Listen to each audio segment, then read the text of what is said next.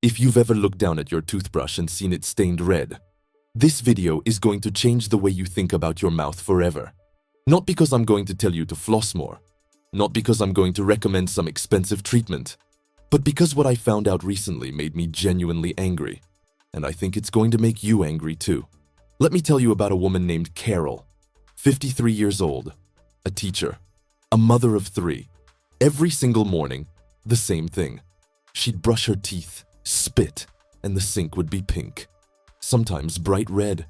She'd tried everything: the sensitive toothpaste, the mouthwash her dentist recommended, the electric toothbrush her daughter gave her for Christmas. Nothing worked. And every 6 months, she'd sit in that dental chair, and the hygienist would say the same thing: "Carol, you really need to floss more." And Carol would nod and feel guilty and go home and try harder, and the bleeding would come back. Every single time. Here's what nobody told Carol, and here's what probably nobody told you either. Bleeding gums are not a flossing problem. They are an inflammation problem. And inflammation in your gums doesn't start in your mouth. It starts at a cellular level, and it's deeply connected to something most people are dangerously deficient in. Something so simple, so cheap, that it almost sounds like a joke when you first hear it. A mineral. One single mineral that your gum tissue desperately needs to regulate inflammation, fight off the bacteria that destroy tissue, and maintain the structural integrity of the tiny blood vessels in your gums. When your body doesn't have enough of it, and studies suggest that over 70% of adults are walking around deficient, those blood vessels become fragile. They break, and your gums bleed. This isn't a theory. This is backed by peer-reviewed research published in journals that most people never read because they're not looking for it. But it's there, and once you see it, you can't unsee it. Now, before I go any further, I do want to mention something quickly, and I'll keep it brief, because this video isn't about selling you anything. I've been personally looking into natural approaches to oral health for a while now, and I came across a supplement called ProDentim. It's formulated specifically around the idea that your oral microbiome, the balance of bacteria in your mouth, is the foundation of your gum health. Some of the ingredients in it directly address what I'm about to explain to you. It's not magic, it's not a miracle. But if what I'm about to share resonates with you, it might be worth looking into. There's a link in the comments if you're curious. Okay, back to the science, because this is where it gets really interesting. The mineral I'm talking about is magnesium. Specifically, the role magnesium plays in something called prostaglandin regulation, which is a fancy way of saying how your body decides whether to inflame tissue or calm it down. When magnesium levels are low, your body struggles to produce a specific enzyme that keeps inflammatory responses in check. Your gum tissue stays in a constant low-grade state of irritation. The blood vessels near the surface stay weakened, and the bacteria that live in your mouth, which are always there, by the way, in everyone's mouth, they take advantage of that weakened environment and go deeper. That's why brushing harder doesn't fix it. That's why the expensive mouthwash doesn't fix it. You're treating the surface of a problem that has its roots somewhere completely different.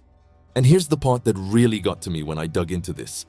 Magnesium used to be abundant in our food supply. Decades ago, the soil that grew our vegetables was rich in it. But modern agricultural practices have stripped that soil. So even if you eat a relatively healthy diet, lots of greens, whole foods, you're probably getting a fraction of the magnesium your body actually needs. Carol wasn't doing anything wrong. Her body was just quietly running low on something it needed to protect her. Now, magnesium deficiency isn't the only piece of this puzzle. There's also the question of your oral microbiome. Think of your mouth like an ecosystem. When it's in balance, the good bacteria keep the harmful ones in check. But when that balance gets disrupted, by stress, by certain foods, by antibiotics, by even some common toothpastes with harsh detergents, the harmful bacteria multiply. They release toxins. Those toxins trigger inflammation. Inflammation weakens the tissue, and you end up back at the same pink sink every morning. This is why the research on probiotics and oral health has exploded in the last 5 years. Scientists have started looking at the mouth not as an isolated system, but as the entry point to your entire body's health. Because the bacteria in your mouth don't stay in your mouth. They travel. They've been found in the gut, in The bloodstream. In studies linking poor oral health to cardiovascular disease, to cognitive decline, to blood sugar dysregulation, your bleeding gums aren't just an inconvenience, they are your body sending you a signal. A quiet, persistent, easy-to-ignore signal. And most of us are trained to silence that signal with a minty rinse and move on. Carol eventually found out about the magnesium connection through her sister, who had gone through something similar. She started supplementing. She also started paying more attention to her gut and oral microbiome, what she was putting in her mouth beyond just food. Within about 6 weeks, she noticed the bleeding had slowed significantly. Not gone overnight. Not a miracle story. Just her body finally having what it needed to do its job. That's what this is really about. Not a quick fix. Not a secret the dental industry buried in a vault somewhere. Just information that's available, that's supported by science, that somehow never makes it into the average conversation at your dental checkup, because there's no expensive procedure attached to it. So if you've been dismissing your bleeding gums as something minor, or blaming yourself for not taking care of your teeth well enough, I want you to let go of that guilt right now. Start asking different questions. Look at your magnesium levels. Look at what you're doing for your oral microbiome. Pay attention to the whole system, not just the surface. Your mouth is trying to tell you something. It might be worth listening. If you want to explore some of the approaches I mentioned, including the supplement I referenced earlier, the link is in the comments. No pressure. Just something worth knowing exists. And if this video gave you a new way of thinking about your health today, that's honestly enough for me.